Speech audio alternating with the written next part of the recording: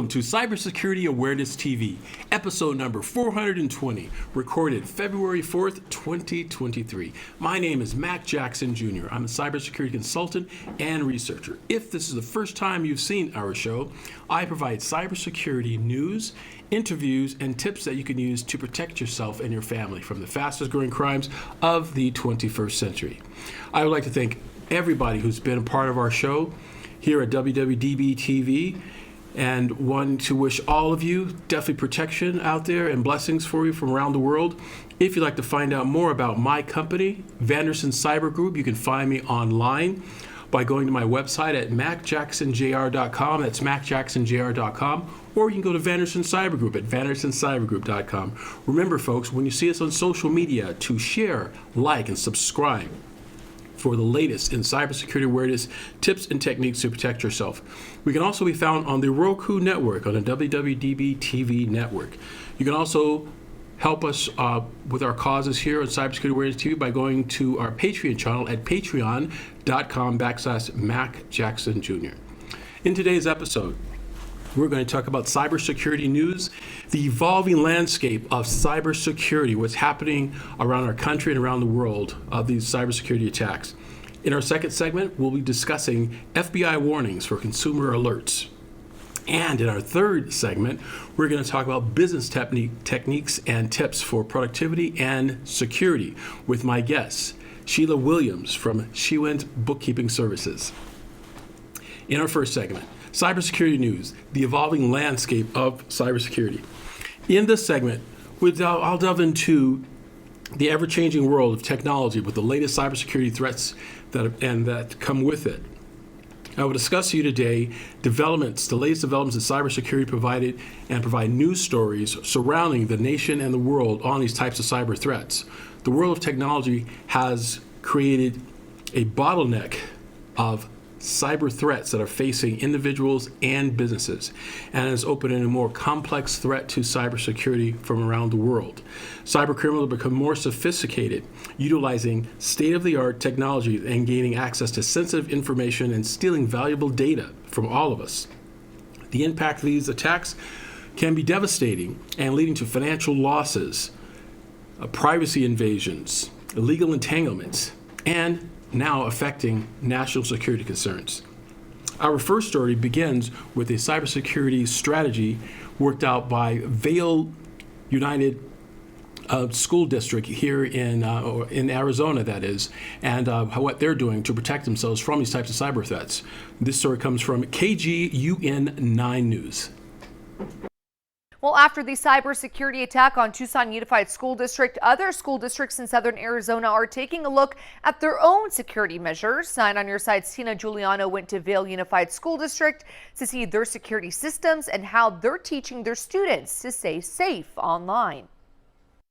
We've never had a cybersecurity incident at this point. It's not if, it's when, and so really all you can do is be as prepared as possible. Like school districts across the country, Vail Unified protects their computers on many fronts. Hardware systems, software systems, antivirus, anti-malware, multi-factor, education and training for our staff, and then also for our students. The school district filters through different websites. It has blocked sites. So like, say that I have to search up a picture, it says it's blocked, so you can't go on there. And like many students, McKenna Kelly uses computers in school every day. Towards the middle of 3rd grade, we got to use them more and more often. Won't let me do it anymore. We do tests, we do IXL. So safety doesn't stop with the physical technology. The students take a digital citizenship class. How we do not share information, and we have to learn when we know that it's time to get off a website. What would this Along be? with math, reading, and maybe a few educational games, Kelly says they learn about cybersecurity and internet safety. You should never click links that you don't know what they'll lead to.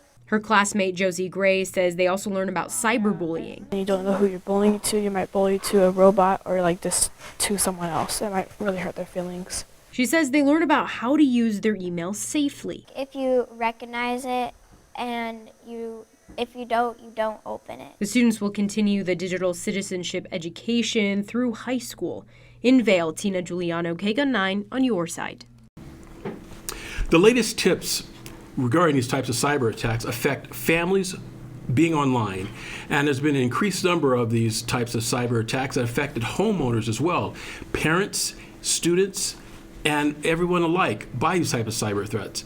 It is essential that we educate ourselves from our children to our grandparents and everyone who lives in our family about these cyber threats, not just for businesses, but also for homes as well. Protecting the homeowners, right? What homeowners should do? Well, you should understand the importance of having proper cybersecurity etiquettes around your computer systems within your home.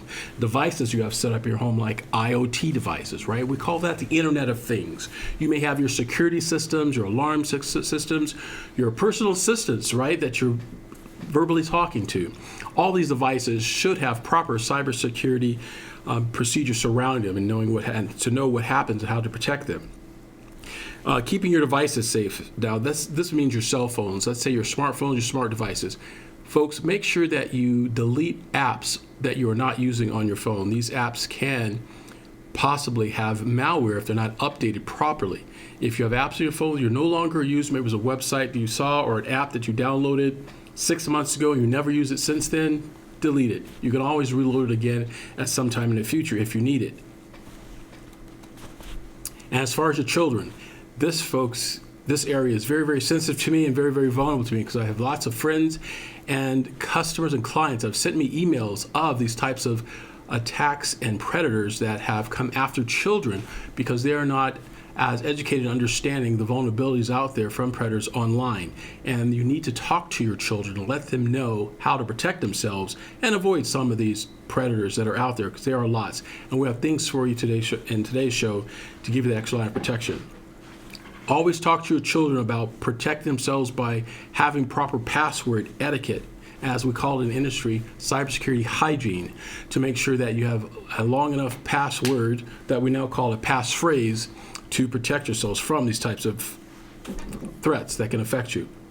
In our next story, we'll discuss cybersecurity tips that you can use today to protect yourselves. This story comes from KESQ News, Channel 3. And well, the Berger Foundation presents the Desert Town Hall. It's a 4-part series for both youth and adults covering cybercrime and fraud prevention. Channel 3's Miyoshi Price went to the event to get tips on what you should be aware of, before sharing personal information.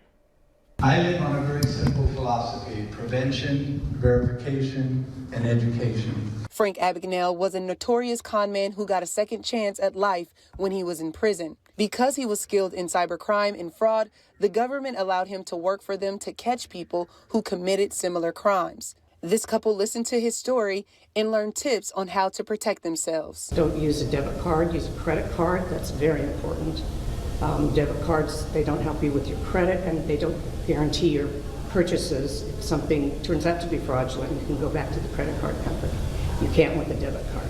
Right before Abagnale's main presentation, he spoke to 150 Coachella Valley High School students. I listened to what Mr. Abagnale was saying about remembering to think before you do things, because mistakes will stay with you for your entire life. One point Frank Abagnale shared was, in scams, all the scammer needs to know is your birth date and where you were born. Some listening to this speech became alarmed about their own digital footprint. I've seen people that put their entire lives out on social media, and it's almost I almost feel bad because it's like we don't get enough exposure to the actual risks. I think it's something that we need to, as teachers, bring into the classroom more because we have our curriculum. In Indian Wells, Miyoshi Price, News Channel 3. Folks, this week there was a data breach from Google, right? Google, folks, can you believe it? They've had a data breach from Google Fi. Google Fi is a wireless service provided by Google that offers phone plans, data plans, and messaging service.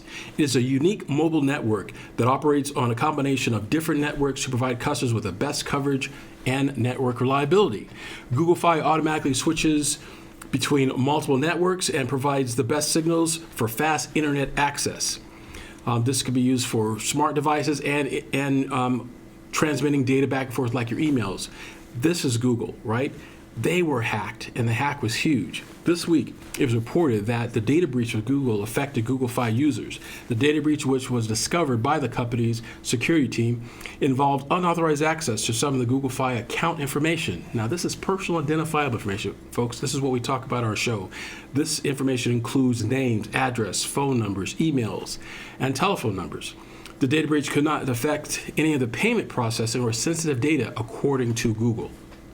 Google states that they are taking steps to make sure this incident is not very serious, and they're working to make sure that all their customers are safe and their information is secured.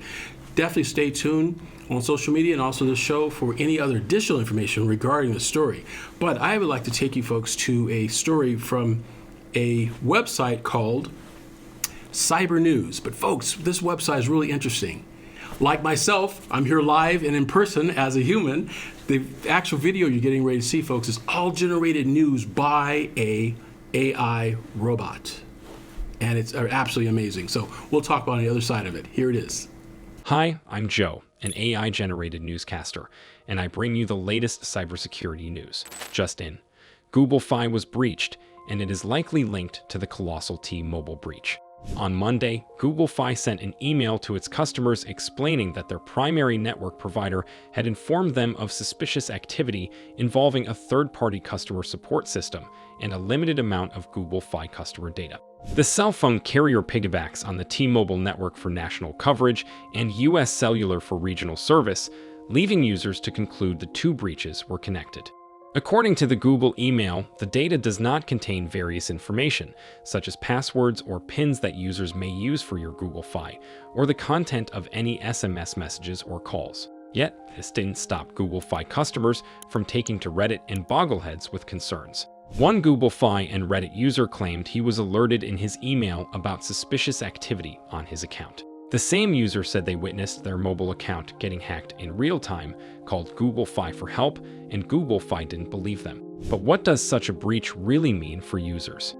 According to the co-founder of cybersecurity startup Grip Security, Lior Yeri, data stolen in this breach is going to fuel numerous attacks in the future. However, the victims can take a little solace that their payment information or PINs were not stolen. Either way, Yuri went on to say the hackers can potentially still do a lot of damage by having access to the user's phone numbers and SIM serial card numbers, including taking over your phone number. During the last T-Mobile breach, hackers were able to steal only basic information, such as customer names, billing addresses, emails, and phone numbers.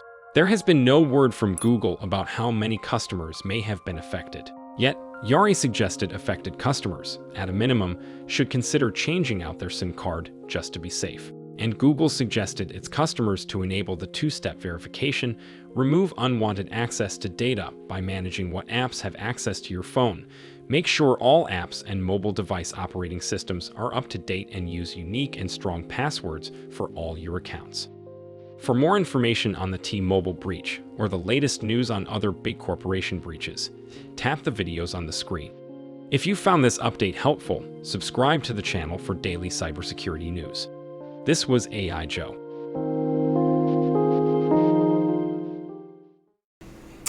And thank you, AI Joe.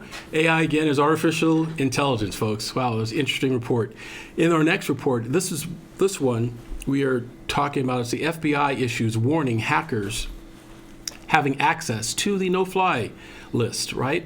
The Federal Bureau of Investigations, the FBI, has issued a warning about hackers who have gained unauthorized access to the federal no-fly list. The federal no-fly list is a list of individuals who are deemed to be a threat to national security and are forbidden from boarding commercial airlines in the United States. According to the FBI, the hackers were able to access sensitive information from the list, including, again, personal identifiable information, folks, names, birth dates, nationalities of individuals. The FBI was working closely with other government agencies to investigate the breach to determine the full extent of this damage. The FBI warnings that the hackers who have access to the no-fly list is a reminder that important information online must be kept private and proactive steps must be kept by us as individuals and as citizens of the United States to make sure our data is protected.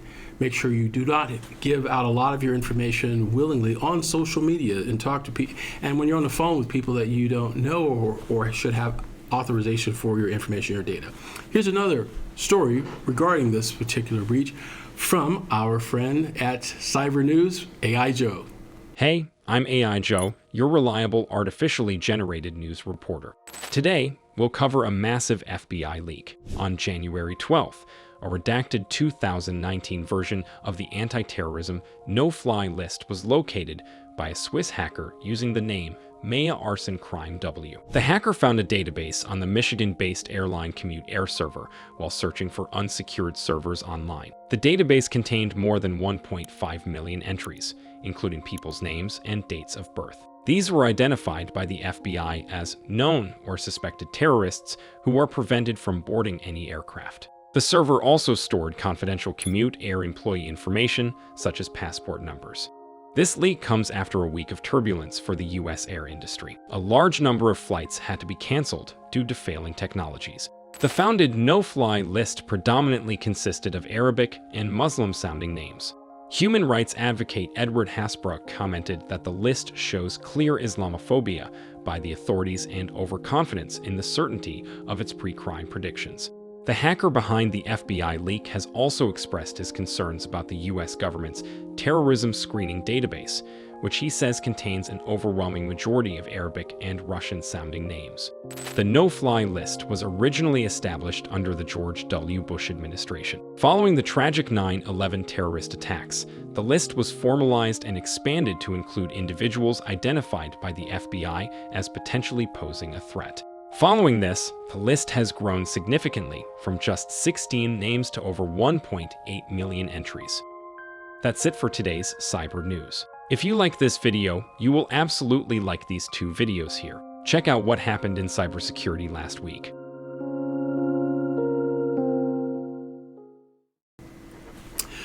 So what can we do to protect ourselves from these types of data breaches? Well, there are a few things that we can do, and these are things you can find out from my company at Vanderson Cyber Group. First of all, folks, we need to be cautious of our personal information. Be very mindful of who we share our personal information with and what type of information we post on social media. Be cautious of spear phishing and phishing scams in a form of cyber attacks that is an attempt to steal your personal data from your workplace. Be careful of your employees, folks. Your employees could be the weakest link of your organization. You could have the best computer system available, the best security that there is. But if your employees are negligent or didn't know or made a wrong move, it could bring the whole system down. And as far as passwords, hygiene, folks, remember, use a passphrase over a password. A single password is nowadays simple and easily can be cracked within seconds. Having a passphrase that's over 18 characters will take hackers from anywhere to 900 to 36,000 years to figure out as of today. Also, use two-factor authentication when possible with all of your mobile and online apps that you use. Make sure you keep software updated and monitor your accounts regularly, especially your financial accounts. Seeing any suspicious activities, make sure you report it and jump on it immediately, folks. These are some of the things that we can do to protect ourselves from these types of cyber crimes. Criminals are always looking for vulnerabilities from individuals to exploit. Remember, folks, we must protect ourselves and our family and the people that we care about from these types of cyber threats. If you'd like to find out more about these stories, folks, you can follow me or go to my blog that I have on my website at mackjacksonjr.com/max-blog, and it is called Professor Mack's Blog. Definitely check it out for information about that. Folks, we always must stay safe. Stay cyber alert. We'll be back after these messages. Hi everybody, Aaron Phillips here, inviting you to join me every Saturday from 12 to 1 p.m. right here on Worldwide Digital Broadcasting TV on my show, Aaron's Hour with Aaron Phillips. I bring to you the movers and shakers of Las Vegas and really all around the world. It's also fun, entertaining, silly, goofy, informative, everything you'd want to be entertained by on a Saturday, except no politics, no religion. As I said, it's designed to be a fun show. Remember, that's every Saturday from 12 to 1 p.m. Pacific, right here, Aaron's Hour, Worldwide Digital Broadcasting TV. Hi folks, welcome to Cybersecurity Awareness TV. This is segment 2, the FBI warnings for consumer scams to be precautious of and protect yourselves from. The FBI has stated that there are an increased rise in internet sextortion, folks. Yes, sextortion. These types of scams that are affecting predominantly our children and our boys.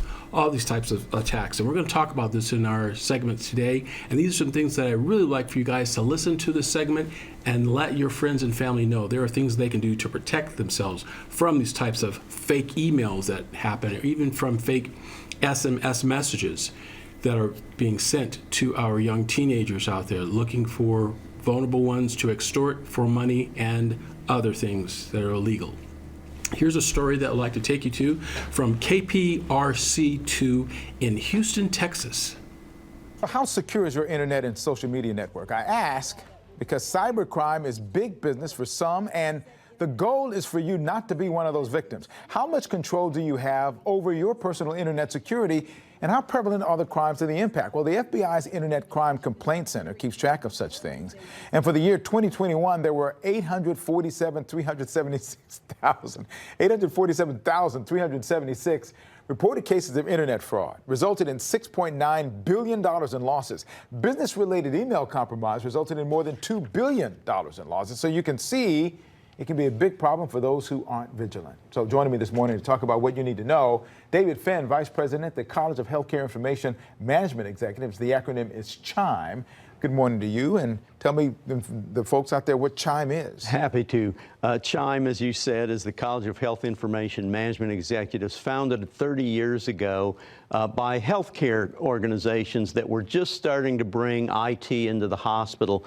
So it was the CIOs who knew they had some things to do around medical records, and 30 years ago cyber wasn't a thing, but as it has grown, the need has grown in healthcare as well as other sectors. And you've been recognized for your expertise in this. The Baldrige Foundation Award for Cybersecurity, which you're going to be receiving coming up. They don't give that to too many people, and that's a good thing. Congratulations on that. Thank you. I appreciate it. I like to think it's a longevity award more than anything, though. I've been doing cybersecurity for 36 years. And how that's evolved through the years now. Indeed. Right? Talk about some of the things, simple things we can do to stay secure. For example, you say that there's sometimes information people can get from your email address alone. Absolutely. I kind of three themes that I always strike, and they're not only for businesses, but they're for individuals as well. And the first thing is we can't allow IT and security to take care of our data for us. It's not just IT and security, it is your personal issue when it's your data. So we have to step up and take responsibility for that. The other thing is it's more important now than ever. We are so hyper-connected. Everyone's on a phone, on a pad, on their computer, and we connect to everything. We put data in those systems, we store our credit cards at vendors, and yet we don't think about where that data is going. And the third, and I think it's probably the most important thing, and it's a leap we haven't made in 2023 yet, but it really started happening in the late 90s and certainly by 2000. Our data, our personal data has value, and we don't treat it like it has value. Every retailer we connect to, every bank, every site we go to, understands the value of our data, but we don't. We have to learn to protect it. Can it be as simple as something as just strong passwords and multi-factor authentication, or is there a lot more to that, or those things starting out could be very helpful? Those would be very helpful to start with. Multi-factor authentication solves a lot of security issues, but I'm guessing you don't ever get spam email or email you didn't ask for, right? Yeah, I get tons of it. So yeah, multi-factor can help reduce that as well. And every time you're getting an email, that is a potential vector or connection. You click the wrong link, you hit the wrong button, and all of a sudden somebody has information, your information about you that you didn't intend for them to have. And nowadays, children are getting much more involved with those kinds of devices. What kinds of advice do you give for parents to help them keep their children away from the kind of challenges? Great question, and it really comes back to thinking about the value of that data and what's on it, something we don't do. So one of the things we see a lot, parents are giving their kids their iPhone or their iPad to use to entertain them, but they forget that on that iPad is their user ID and their password and their bank accounts and their insurance information. And a kid goes to a site that maybe he shouldn't be going to, and all of a sudden that information can be transferred or hacked into. So we have to think about the data. We have to think about the controls on those devices. One of the things I always advise people, you were talking about social media, is know what the settings are on your phone. One of the things we found in some research several years ago is we sign up for an application and we think that app is only feeding data to the location we signed up for. Well, what we found in our research is that your iPhone or your any cell phone has access, the operating system has access to all that data, and it will ship it to up to 14 or 15 other sites that we don't know about. Primarily marketing, but bad guys can get in the middle of all of that.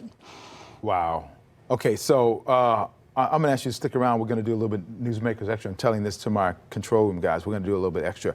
But what is your biggest frustration with people who just let their guards down about this? What I tell people is you don't leave your house unlocked in the morning. You don't park your car in the garage and not lock it. We need to think about the value of our data. We think there's expensive things in our house. We don't want someone to take our car. But with our data, they can go buy cars and houses and hit us even harder. So think about your data. David Finn, thank you. Congratulations on the Baldrige Award. We're going to talk more on our Newsmakers Extra. Thank you again for the advice for the viewers. We appreciate it. And folks, as you can see, that Homeland Security and other federal agencies around the country are letting parents know that there are these types of situations that they need to talk to their kids about. Stronger parenting is necessary, is needed to talk to your children, to protect them from this kind of devastating issues that can affect them with cyberbullying and other types of sextortion crimes that are going on. To continue the story, here's another video from Channel 12 News out of Cincinnati, WRC-TV.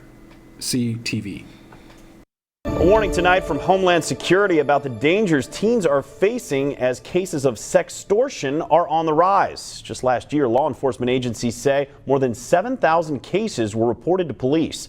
Brad Underwood joins us now in the studio tonight with what teens and parents should know. Important stuff here, Brad.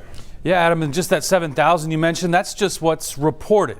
So many other cases out there never getting to that point, and that's what Homeland, ICE, the FBI, and even the National Center for Missing and Exploited Children want teens and parents to be aware of. This kind of crime is more common than you think, and you need to be aware of it. Homeland Security says financial sextortion cases are on a dangerous rise and that criminals are primarily targeting teenage boys. Just last year, the agency says dozens of victims committed suicide because of the threat of being blackmailed or having photos and videos posted online. If I can convince you to send me some compromising photos, then I could tell you, well, I'm going to put these out on the internet. I'm going to send them to your friends, your parents, whatever, if you don't send me money. Cybersecurity expert Dave Hatter says sextortion is a real threat to kids. He says it's not just sexual predators teens and parents need to be worried about. These crimes are strictly about money. You've got people all over the world who have no money, they have no job, they really have, very little prospects, but they have internet access and a lot of time on their hands. Homeland Security says after initial contact with a young person, a predator will send a friend request or use a compliment to establish a relationship. Other common tactics include chat recordings, pretending to be younger or a member of the opposite sex, hacking accounts, and even stalking friends to gain more information. These people are bad, and they're going to steal your money if you let them. The tactics change every day, too. It's not just Facebook, TikTok, or Snapchat where criminals are finding teen victims. Hatter says there are all kinds of sites you've probably never heard of, like Omegle, an online place to talk to strangers. No app, no downloads, just a website. As a kid, how could it possibly be good for you to just randomly talk to people on the internet, at least some of whom are going to be adults looking for some kind of, predator type of thing or some kind of sextortion kind of thing? Okay, so what do you do if you're being asked to send money or gift cards in exchange for keeping those images private, or if you know someone that is? Homeland Security says first, report it. One tip recently identified 30 victims. Also, save all the conversations or chats and never pay and do not send more images. Of course, we have several links for resources for teens and parents on our website at local12.com. Adam. Good advice, Brad. Homeland Security says in 2021 it arrested nearly 4,000 people for crimes against children while identifying close to 2,000 victims. Folks, as you can see, online extortion attempts by scammers to blackmail victims have become big and very, very popular, but it's such a quiet crime that parents and individuals do not want to talk about, especially young teens. So it's important, folks, if you hear of anything, to let law enforcement know. Talk to your teens about this. Law enforcement around the country and around the world are on top of this types of situations, and they are looking for your help and your support. We can work together. We can eliminate a lot of the cyberbullying and sextortion, folks, from the cyber criminals. Folks, we must stay vigilant of these types of things to protect our communities. Remember, folks, hashtag stay cyber alert. We'll be back after these messages.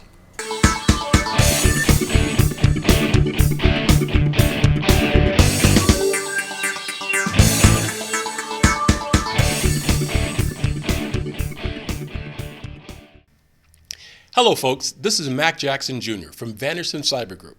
The problem with businesses today is that they are affected by cyber attacks from around the world, but companies are not sure of what to do.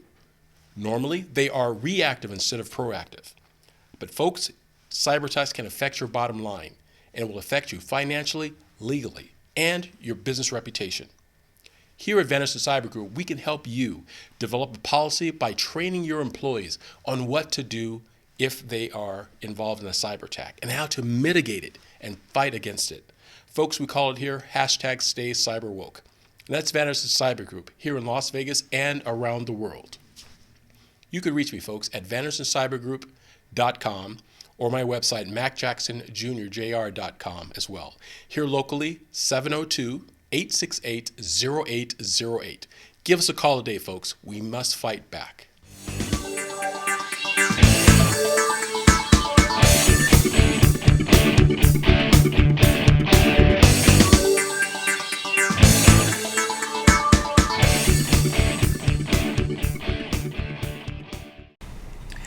Welcome back to Cybersecurity Awareness TV. I'm your host, Mack Jackson Jr.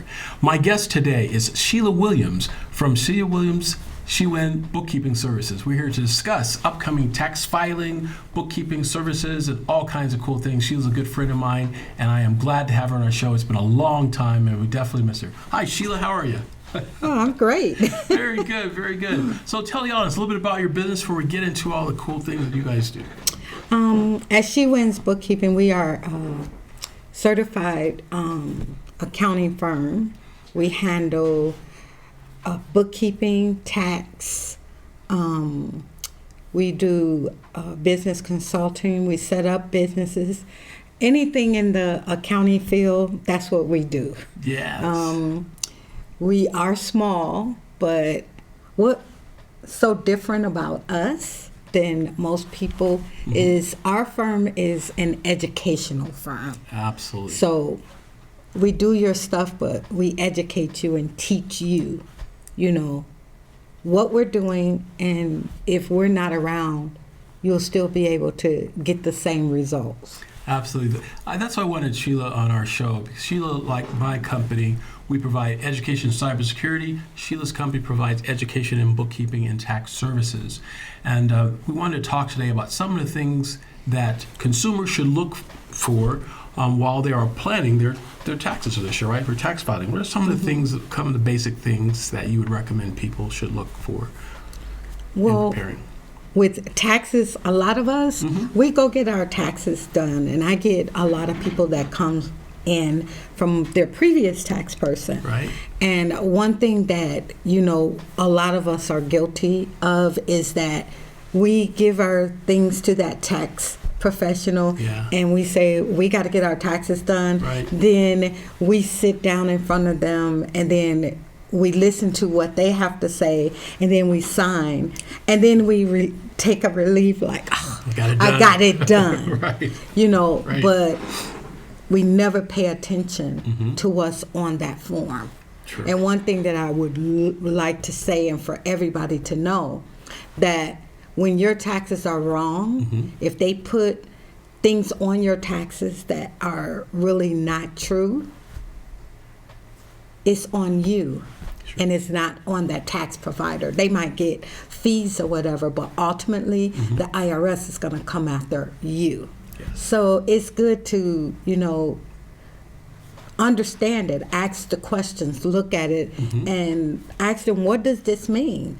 You know, and the one thing that I always say is that every tax form that's in your tax return is on the IRS website, irs.gov. And they have that form there, and then they have the instructions of that form. So if you're not sure about something, just get the form and get the instruction part and go over it and read it, and it'll tell you exactly what that person has done on your tax return. Interesting. Very good. Very good. Wow. Yeah, that's very, very true. Definitely appreciate that. I hope a lot of you out there are getting ready to file your taxes for last year. You're putting together all the information. Take some information you get from Sheila before you file your information. And if you have questions about it, definitely contact SheWins Bookkeeping for information on that. So I understand, Sheila, last year there was a change in IRS 1099 form now. Yes. It's like different types of anything over Yes. $600. What's that about? So they changed. Usually you just got a 1099 miscellaneous. But what a lot of us don't know is that the IRS is really cracking down on this. So now there's a 1099 NEC, and that's where most of these subcontractors or independent contractors will go on. But on the miscellaneous, it's more for like rents and things of that sort. Okay. And they're separating it. And the amazing thing about this is we don't pay attention, but like now, like the simple things, it used to be where you could go and you can be here in Las Vegas, you could be a stripper or a dancer. Sure. And now they are required to have their own tax ID, and they're getting 1099 because the IRS wants to know how much money, each individual is making so that everyone is fairly paying their taxes. So all the giga businesses now have to pay. Yeah, now I get a report. Now it's not $600 anymore, or did it? It's change? $600 or more. So you don't have to give a 1099 if it's under $600. And then for businesses like me and for yourself, if you have someone that's working here and you're paying them as a contractor, ultimately it's that person's responsibility to, tally his amount and put it on his taxes. But now, if you don't file your 1099 NECs, the IRS can disallow the expense. Oh, wow. Making you have more income. So it's very, very important to file your 1099s because, right now, the IRS is doing a lot of hiring because they're trying to, I know that they're dealing a lot with the PPP and all of that type scams, but they're bringing more people in because, if everybody fairly paid their taxes, then it would be more money. When you go and you get your taxes done this year, a lot of people are going to be surprised. Yeah. They don't have a lot of credits. They're not giving a lot of these things, Itemized deductions. Yeah, they're taking them away. And now they have increased the standard deduction where it's almost impossible for you to do an itemized. Wow. Because your standard deduction is so high, So they're getting wiser. So you think it would be proper for consumers and business owners too to maybe you have some tax planning beforehand, like maybe meeting with you and consulting with your business on maybe a quarterly basis to plan for next year? Absolutely. There is so many things that I see, and that's the reason why our firm is different. I think that it's amazing that so many people now are going into business for themselves. Right. And you can't just go into the business to make money, because, you can make money in the beginning. Right. But then that's sort of like scales down. Yeah. And then you got to try to figure out ways to, continue making money. Right. So it's very, very important to make a plan, have that plan, written out. Yeah, so it's not any surprises when it comes to tax time, knowing that you're going to have lots of debt to pay. If you planned on it on a quarterly basis, you can kind of save up or find out any deductions you can have forward, right, for that time. Absolutely. And then when a lot of them, like I said, they just think about the money, and then when it's time for tax season and they have to pay this huge, fee, yes, to the IRS, the huge tax bill. Right. Maybe if they planned, they wouldn't have, because when you plan, we can look at the numbers. We can look at the real numbers. I think that everyone should see their tax accountant after the month of June, because that's half of the year. Interesting. So we can see exactly where you're at and what your expenses is. And I have software where I can drop that in there and actually do an analyze it, a forecast for the year, and show them how much they're looking to project to in that year and what their tax bill could be. And then I work with other people like financial advisors, investments, yes. A tool that most people don't know about that they can use is insurance tools. Oh. Where within your business you could protect yourself, you could protect your business, but you also can have like a write-off. It's called like a bonus structure, but it's through the insurance policy. So there's so much stuff out there. Interesting. But you have to be, but you have to be willing to run your business like a business. Absolutely. And not a hobby. Yes. Yes. That's so true. It's so true as well. Yeah, I just got involved in insurance policy about 3 years ago, like a whole life insurance policy, and it's working really nice. You can borrow against it and use it for your business and help out, and that's been really good as well. And there's so many tools that we don't know about, or it's just not. It's not something that's talked about. That's right. A lot. It's not. It's not. Should be. Yeah. I had one person that we were talking about it, and they were like, I wonder how, it is not to bring, like, how is it that OJ still has all of this money? Right. And more than likely, he used one of those insurance tools, because he could have said, I want to live off of $1 million a year. Right. And that insurance, because he paid into it and he paid it up, and it's not touchable. They have to pay him this money, and and they can't touch it. IRS can't right. touch it. Yeah, and he doesn't have a tax liability. It doesn't have tax so liability. It's just so much stuff out there. Yeah. How you do it. Speaking of that, Sheila, what do you think would be a great idea if you had a class or an event coming up that you could talk about this to the people as well?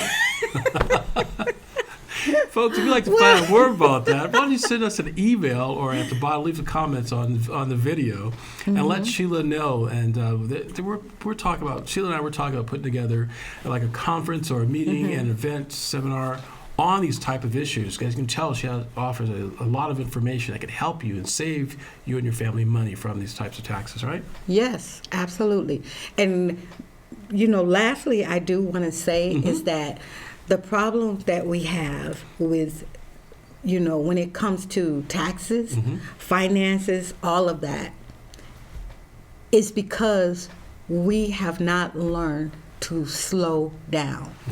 We're very quick to make decisions. Yeah. We're very quick to accept what somebody else is saying. Yeah. We're very quick. We never stop and we never think.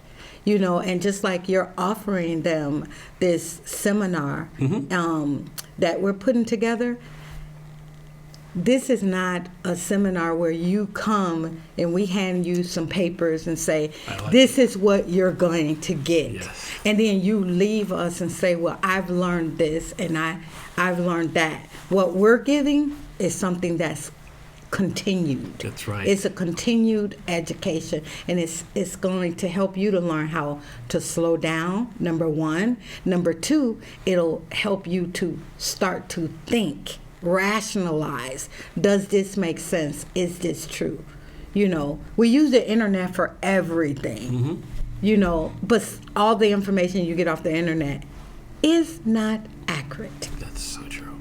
So you have to slow down. And it's very important to take advantage of the classes and the seminars that will be offered, because I'm telling you now, it will be different from any other seminar that you have went to, because our main goal is to educate, help you to become a better you, like financially, you know, and thinking about things. Really thinking about things. Very good, very good. Well, Sheila, thank you about that. You're absolutely right, folks. Sheila, one more time, let folks know where they can find out your website, your phone number, where they can contact you. So our website is www.SheWinsBookkeeping.com. And the SheWins is just how it sounds, SheWins. I am a she, and we win. So SheWinsBookkeeping.com. My cell phone number is 702-303-9539, and you can always shoot an email at info@SheWinsBookkeeping.com. Very good, Sheila. Appreciate that.